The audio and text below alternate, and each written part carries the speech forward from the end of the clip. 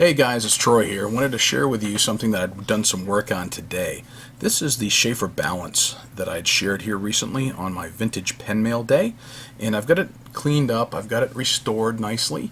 I like the way it polished up. You can still see, some micro scratches here or there, but considering it's a pen from like 1936 thereabouts up through 1941 or 42 is the production run of the Sheaffer Balance in this particular color, the golden brown.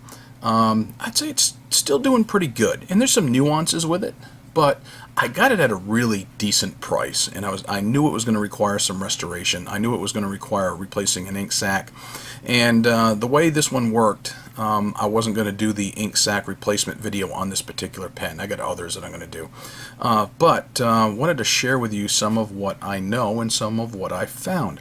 So I'm going to show you a few close-up pictures that I'd actually taken before the restoration, before I polished up the nib and the barrel a little bit.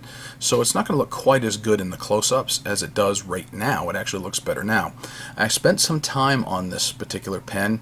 I replaced the sac. That was easy enough. It took a normal number 16 sac, went on beautifully and held nicely. The section unfortunately fit very loosely into the barrel. I'll show you that here in a little bit. And I polished the pen up. That had a lot of oxidation on it, and this celluloid here actually had a lot of oxidation, as well as the clip and the lever. But I took care of that, and it polished up very nicely, I think, compared to how it looked before to what it looks like after. So, being a vintage pen, I kind of like it. That nib, definitely just a tiny little bit of polishing on it made it look a lot better. I'm not trying to do a professional job on this thing, didn't mean to, but if you look right here, see that little bit of blue? Believe it or not, that is nothing more than post-it note paper. Here's a part of the paper that I cut off, and that's all it was, is one of these post-it notes. And it only took like a paper thin thing in here to help it out. See, it had a little bit of rattle in here when this section went to go fit in. The end of the section that is towards the ink sac fit in rather nicely, but as you get closer towards the grip part, it was actually very loose, and it moved. So I said, all right, I got to close that gap somehow, and all I did was I just took a little piece of paper, and let's see if I can pull it apart just a little bit and show you.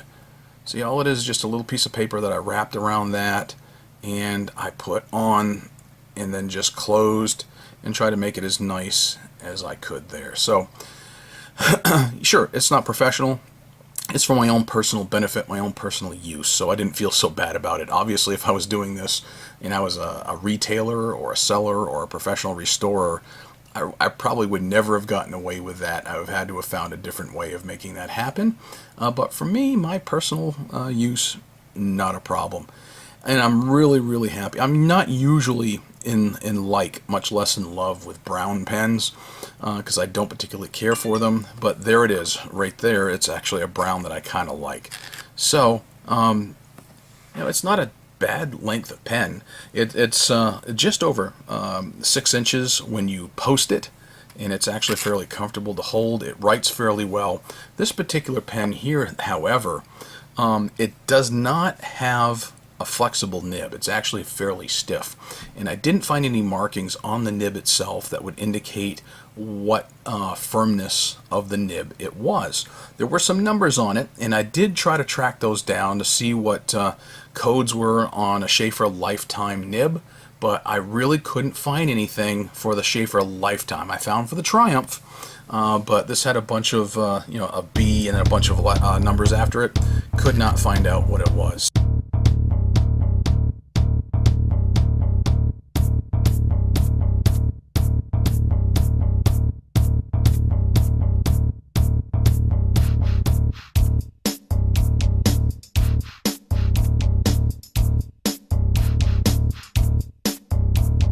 So that's what I've got here is probably 1936 to 1941 Sheaffer Balance. So I was telling you that the nib was actually fairly stiff. I'm going to post it. It does write fairly stiff.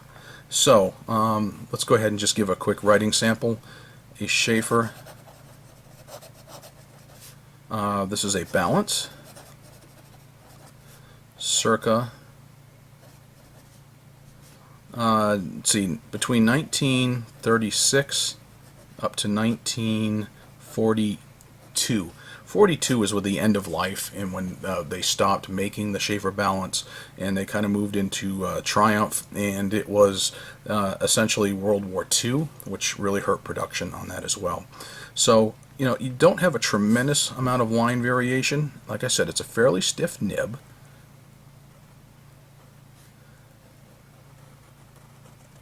You can get a little bit like you can with most nibs, but it's like I said, it's fairly stiff, a rather rigid nib, and I don't mind that.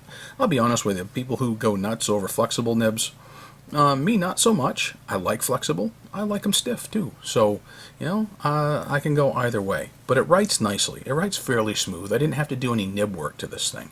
So,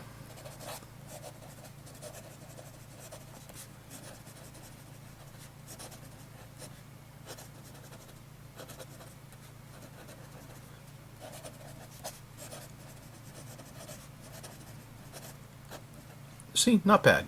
It flows fairly nicely. It keeps up with me very nicely. And I happen to be using in this particular pen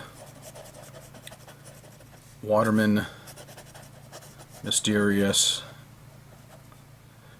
It would probably help if I could actually write Mysterious Blue, which is more of a blue-black.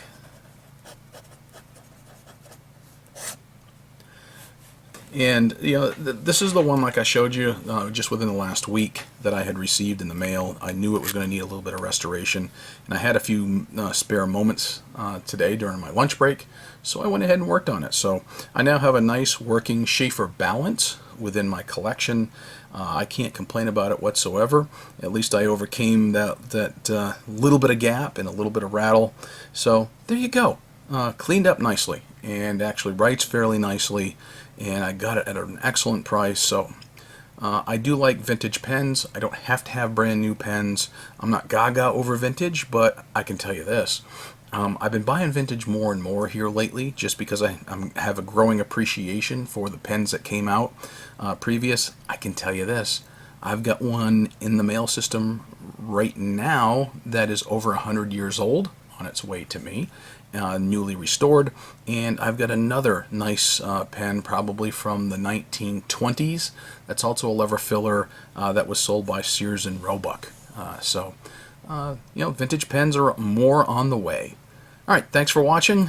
Maybe that's something you can find and add to your collection. I always like vintage Sheaffers, I like vintage Watermans, and a whole host of no-name brands that you can find as well.